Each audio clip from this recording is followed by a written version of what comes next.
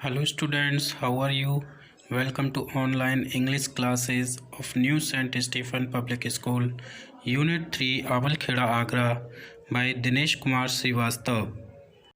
Students, today in this video we are going to study the fourth chapter from the book Hornbill. The name of the chapter is The Landscape of the Soul, and the writer of this chapter is Nathalie Trovroy. So let's start the chapter. Students, let's begin the chapter. A wonderful old tale is told about the painter वू दाऊजी. यानी एक बहुत ही अद्भुत एक पुरानी कथा वू दाऊजी एक painter थे उनके बारे में कही जाती है. Who lived in the 8th century, जो कि 8वीं शताब्दी में रहते थे, यानी 8वीं शताब्दी में उस समय थे. His last painting was a landscape commission by the Tang emperor Xuanzong. उनकी जो अंतिम पेंटिंग थी वो एक राजा था जिसका नाम था तांग का एम्परर या सम्राट जुआंग जोंग. उसके कमीशन का मतलब एक तरह से आदेश के अनुसार उन्होंने एक लैंडस्केप की पेंटिंग बनाई थी, लैंडस्केप ड्रॉ किया था to decorate a palace wall. और किस लिए? दीवार, एक महल की दीवार को डेकोरेट करने के लिए उन्होंने वो पेंटिंग दीवार पर बनाई थी.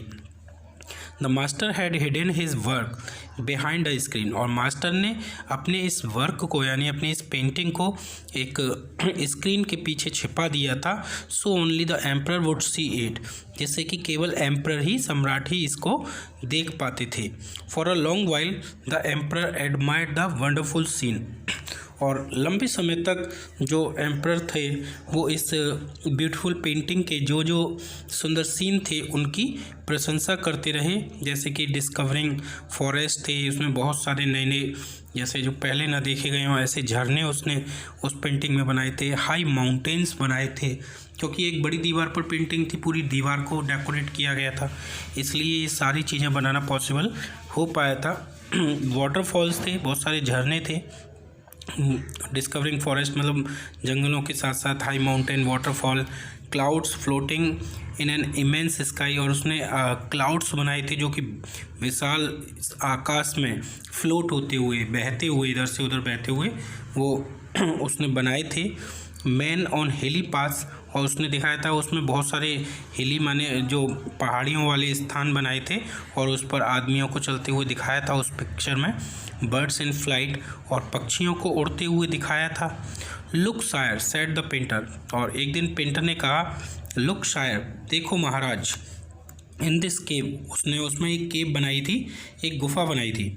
और वो बोलता है, पेंटर कहता है अपने सम्राट से कि महाराज देखो ये एक गुफा है, इस गुफा में at the foot of the mountain, यानी इस माउंटेन के, उसी में पिक्चर में एक माउंटेन बनी थी, उसके फुट पर यानी कि उसके पैरों के तले यानी कि बिल्कुल नीचे क्या था, एक गुफा थी. तो वो उसकी ओर उसे दिखाता है.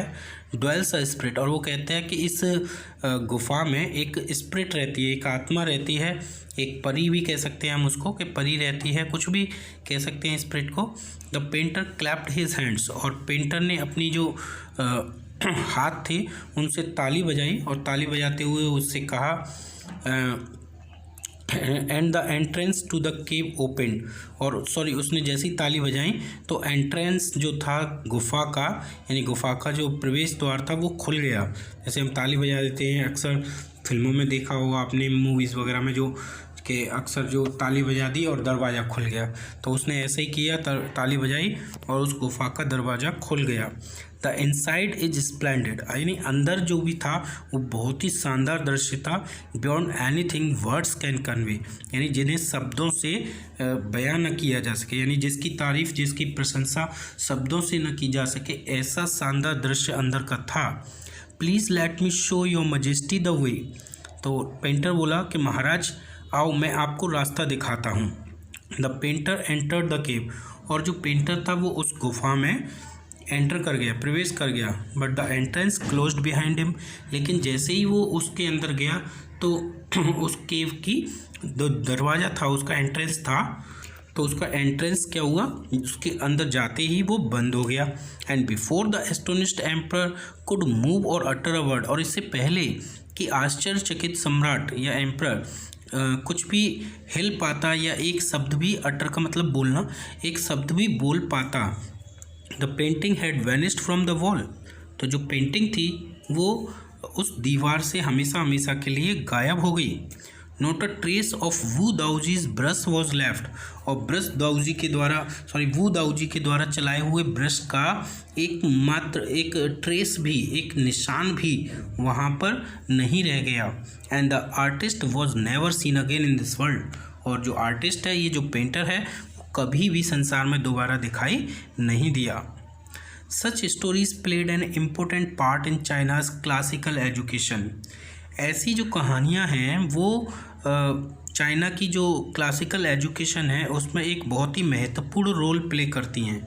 तो यहाँ देखो, हमें चाइना की स्टोरी सुना दी गई, जबकि हम चाइनीज़ को बहिष्कार कर रहे हैं, बॉयकॉट कर रहे हैं। अब हमें इस चैप्टर को डिलीट करना चाहिए था बोर्ड को, पर उन्होंने इसको न किया, दूसरों को किया है। तो such stories played an important part in China's classical education, यानी इस तरह की जो स्टोरीज़ हैं वो चाइना की जो क्लासिकल एजुकेशन होती हैं उनमें अक्सर एक इम्पोर्टेंट पार्ट प्ले करती हैं। The books of Confucius and Zhuangzi are full of them, और कन्फ्यूशियस का नाम आपने सुना ही होगा, है ना। झुआंगजी का तो शायद नहीं सुना हो, पर कन्फ्यूशियस जो कि चीन का महान कह सकते हैं एजुकेटर था, तो उसका नाम आपने सुना ही होगा, धार्मिक एक व्यक्ति भी था वो।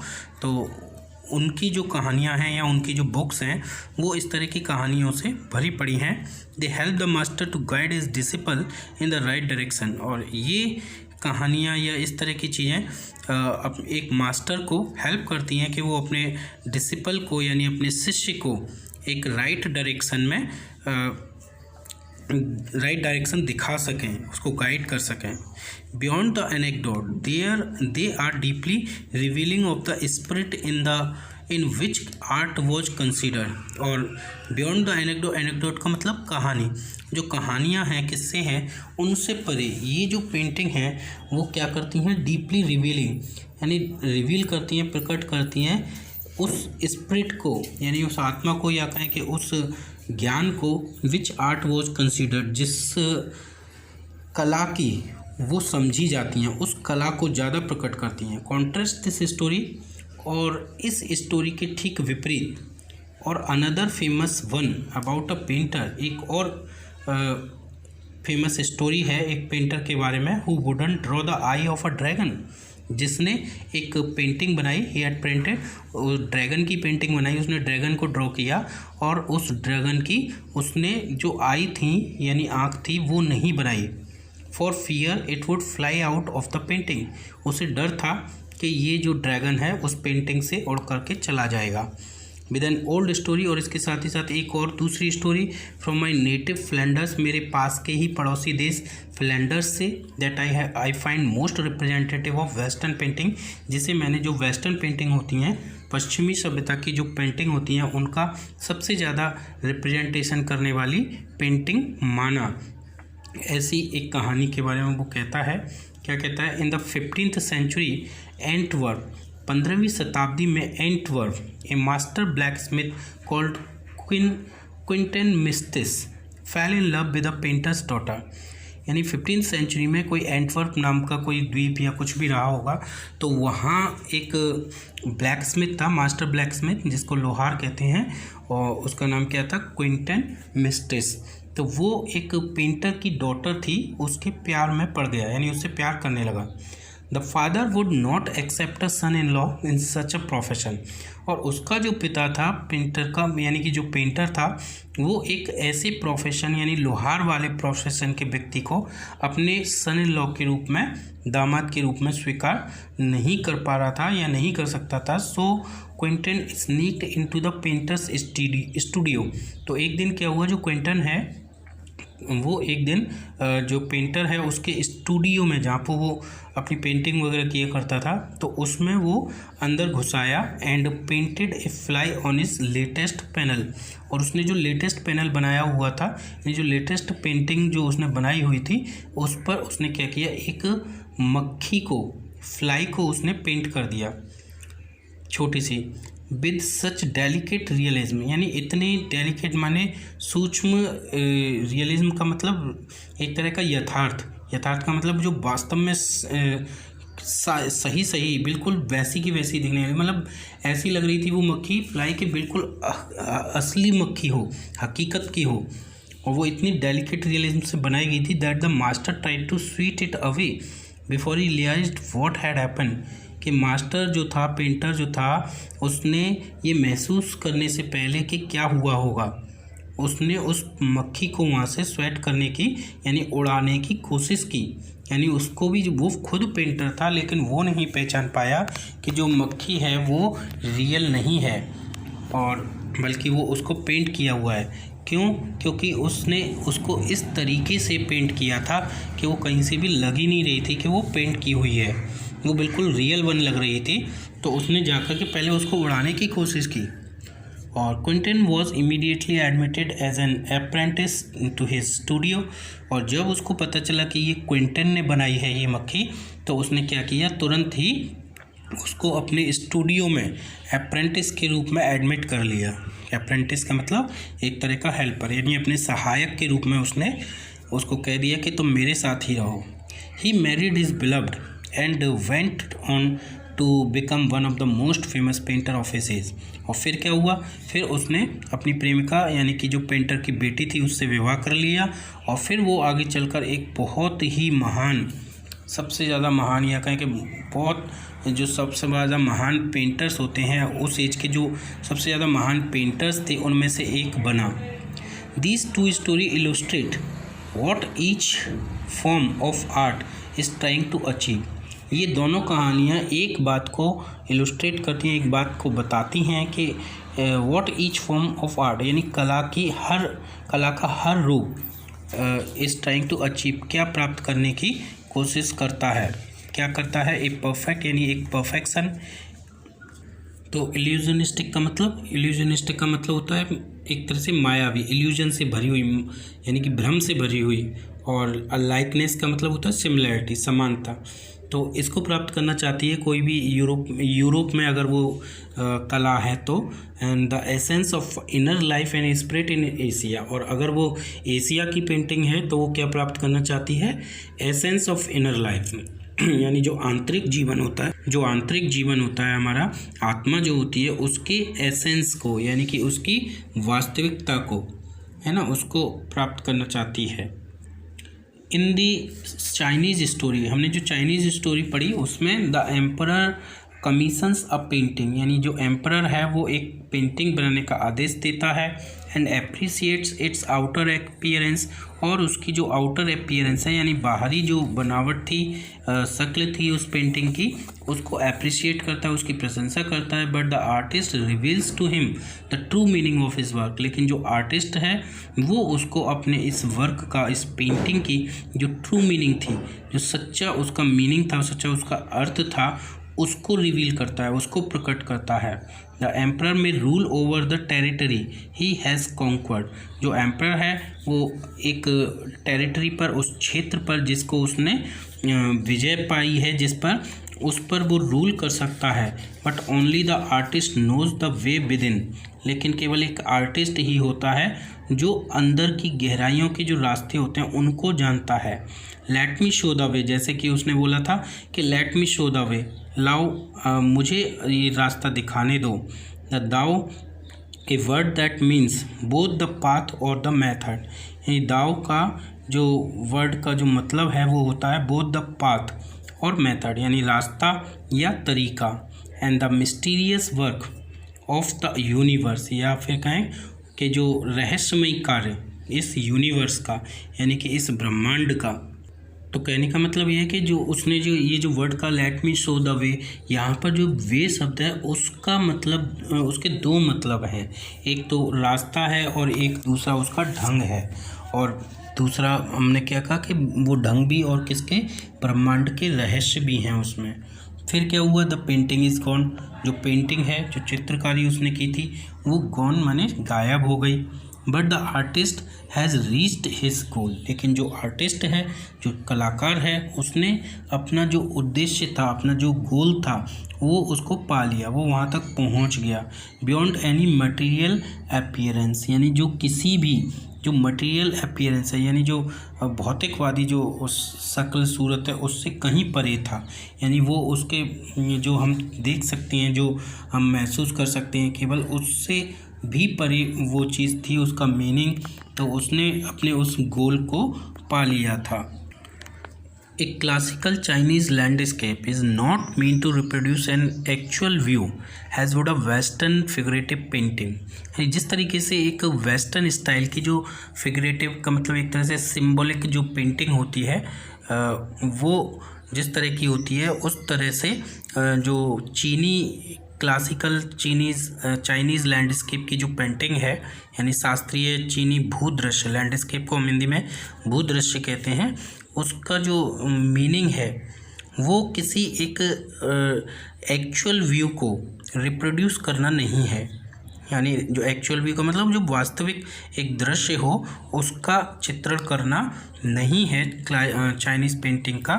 Where as the European painter wants you to borrow his eyes, जबकि जो इस यूरोपियन पेंटर है वो आपसे चाहता है कि वो क्या चाहता है, वो चाहता है कि आप उसकी आंखों से, टू बोरो हिज आइज़ का मतलब उसकी आंखें लेकर, कहने का मतलब है उसके नज़रिए से क्या करें, एंड उसकी आंखें ले लें, and look at the particular landscape exactly as he saw it.